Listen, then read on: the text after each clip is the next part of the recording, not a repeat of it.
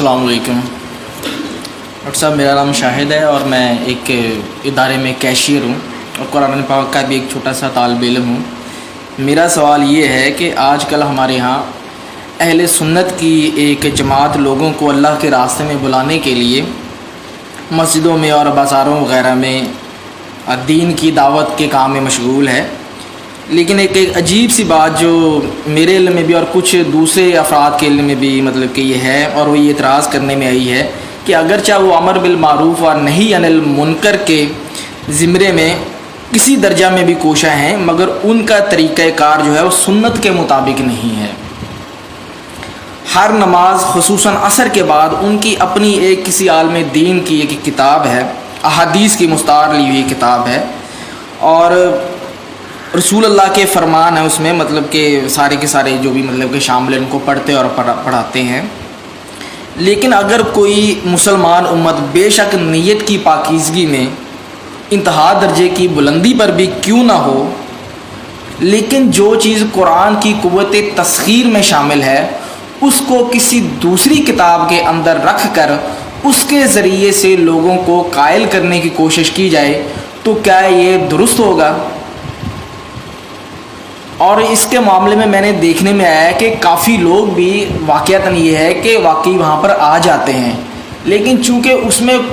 بنیادی فنڈامنٹلز جو ہیں ان کو ڈسکس نہیں کیا جاتا، سود وغیرہ کو ڈسکس نہیں کیا جاتا ہے، دین کی اقامت کے سلسلے میں اس کو ڈسکس نہیں کیا جاتا ہے،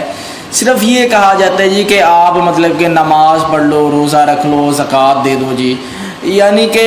سب اپنا کہہ لیں کہ وہ ایک نعرہ کہتے ہیں کہ کافروں کو مطلب کہ مسلمان کر لو تو نہ رہے گا کفر، تو مطلب کہ سبھی ٹھیک ہو جائیں خود بخود۔ تو اس کے ذریعے سے کیا یہ جو چیز ہے کسی دوسری کتاب کے اندر رکھ کر، آپ نے بہت بات لمبی کر دی ہے اور اس کو سمجھنا تو کیا یہ جائز ہوگا؟ کیونکہ تمہید بغیر اصل میں وہ بات جو سمجھانا چاہتا ہوں، کہنا چاہتا ہوں، وہ مطلب کہ پوری نہیں ہو پائے گی جو کہ دیکھنے میں مطلب کہ آ رہی۔ بس میرا یہی سوال ہے کہ کسی کتاب کے ذریعے سے جو کہ قرآن پاک میں خوبی ہیں وہ سمجھنا وہ جائز ہے کہ نہیں؟ تشریف رکھیں۔ دیکھیے، اصل میں اگرچہ آپ نے اس جماعت کا نام نہیں لیا، لیکن میں سمجھتا ہوں کہ سبھی سمجھ گئے ہیں کہ یہ آپ تبلیغی جماعت کے بارے میں بات کر رہے ہیں۔ تو ہمارا ایک مستقل اصول یہ ہے کہ ہم جماعتوں پر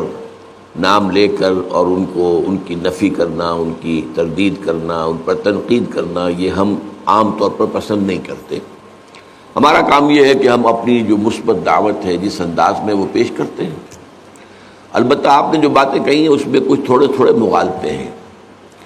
فی نفس ہی حدیث کا مطالعہ یہ بھی کوئی بری بات تو نہیں ہے،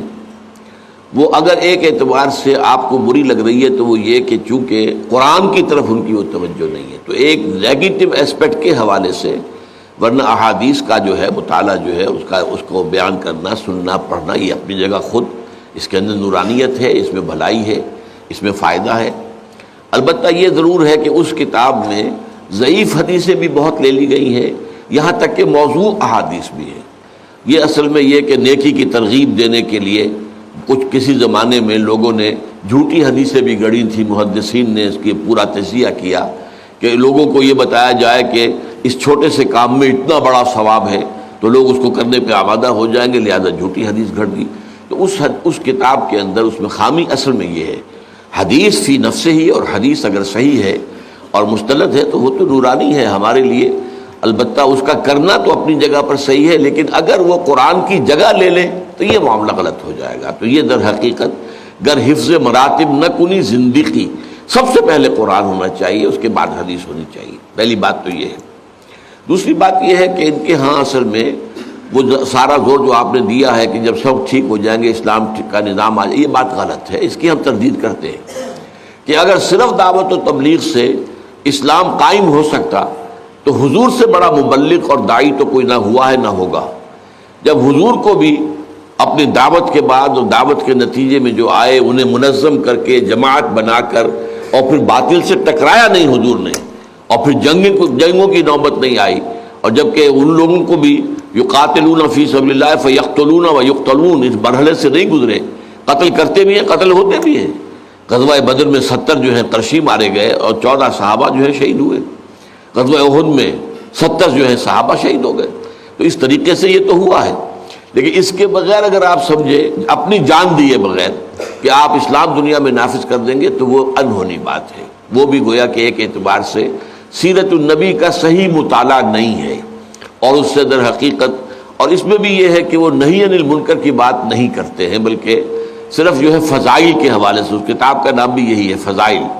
تو فضائل کے حوالے سے نیکی کی تلقین تو کرتے ہیں، لیکن ہم یہ کہتے ہیں کہ ٹھیک ہے اگر کسی کی تلقین سے ایک بے نمازی نمازی بن جائے، روزہ نہ رکھنے والا روزہ رکھنے لگے، داڑھی شیو کرنے والا داڑھی تو اچھی بات ہے، بری بات تو نہیں ہے، لیکن یہ ہے کہ اگر آپ دین کا پورا تصور پیش نہیں کریں گے تو پھر وہی ہے اس منفی پہلو کی وجہ سے اس کے اندر کمی واقع ہو رہی ہے، ورنہ فی نفس ہی نیکی کی تلقین، بھلائی کی تلقین، اگرچہ اس کے اندر معاملات کو بھی لانا چاہیے جو وہ نہیں لاتے، پھر سیاسیات کو لانا چاہیے، نظام کو لانا چاہیے، سب سے بڑی بدی جو ہے وہ نظام باطل ہے، نظام کفر ہے، اس کی نفی ہونی چاہیے، اس کے خلاف جد و جہد ہونی چاہیے، تو یہ ہے وہ چیزیں کہ جو کچھ ان کے ہاں نہیں ہے، اس کی وجہ سے جو کچھ وہ کر رہے ہیں وہ میرے نزدیک محدود سا ہو کر رہ گیا ہے، لیکن یہ کہ بہرحال پھر بھی کسی نہ کسی درجے میں فائدے سے خالی نہیں ہے۔ اب جو لوگ فرض کیجئے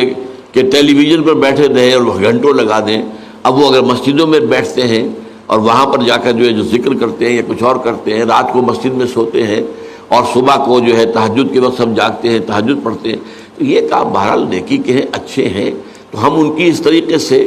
مطلق جو ہے مخالفت اور تنقید نہیں کرتے۔